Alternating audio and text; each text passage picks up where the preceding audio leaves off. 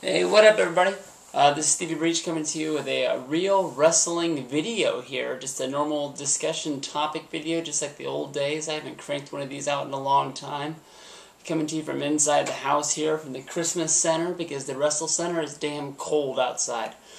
This video, I'm going to be picking 3 future champions for the WWE. Guys that have never held the belt before. I'm not going to be cheating using people like Jack Swagger, who I think is one of the real futures of the WWE right now. I'm sort of picking 3 guys that just haven't had their chance with the belt yet, that I think once they get their time with the company at the top, I think that the WWE won't feel bad about giving them their chance. The first guy I'm going to pick is a guy that I almost feel like cheating. He's already, for the most part, he's already there. He's a superstar that I've liked for a long time. John Morrison. John Morrison is a guy, every time I see a match, he really gives 100%. A lot of times you watch a John Morrison match, and almost every match I see something in the wrestling ring that I've never seen before. Morrison is a competitor that he's basically got the total package. He's got the real wrestling look. He's a guy that is pushable. He's media savvy. He was on the cover of Muscle Fitness earlier this year. He's a guy that can branch out and do other things. He's able to do interviews. He's good in the ring. But just overall, I think that the one real reason why I like him so much is mostly because every time he's in that ring, he just does something that I've never seen before. I think that right now, with him being on Raw with The Miz, I think that The Miz and him could have an awful good feud. I listened to The Miz's podcast with Bill Simmons from ESPN. If you haven't checked it out, go over to iTunes, search Bill Simmons. His show is called The BS Report, and it's from December 2nd, and it is an over an hour-long interview with The Miz, and it's actually very, very good. And actually, The Miz says, as soon as he won the belt, he went backstage and everybody was giving him a round of applause, congratulating him on reaching the top. And he immediately ran up to Morrison and told him that he was not the Jannetty. And I like that a lot. But I think they could use that as a feud right now, especially if Randy Orton's going to be hurt. I'm not sure if they're going to gung-ho Morrison, the main event slot, so fast with The Miz. But I think that's a good angle that they could go down right now.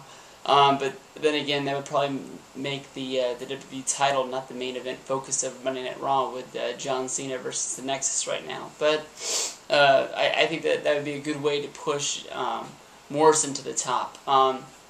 Second is a guy that really has not had the best year of his career. He came into this year as a real shining prospect and sort of fell down to that mid-card status where he's above the mid-card, but he's not quite in the main event, and that's Ted DiBiase. Ted DiBiase, he wrestled in his first WrestleMania, had a marquee match. He was second on the card, but it was one that was hyped more than a lot of the other ones. It was the Legacy 3-Way Dance, and he came out of that. I picked him to win that WrestleMania match. I thought that he had the most to gain from that, and that at WrestleMania I started to joke with a lot of my friends, saying that I'm glad that I got to see Cody Rhodes' last WrestleMania match. But honestly, Cody's had a better year than Ted has this year. Cody, with Drew McIntyre, another guy that's going to be shooting up the card very fast. We're tag team titles champions, and I think I would rather be a tag team champion in the WWE today than carry around that $1 million title that really didn't mean anything, that led to a feud with Goldust on NXT that just really didn't pan off for anything. In the end, he got his title back that his dad had to get back for him, and then he really didn't want it anymore. And Monday Night Raw this week, it seems like they're actually going to start using him in a way. He showed frustrations in where his character is, and that he wants to be in that WWF title picture once again.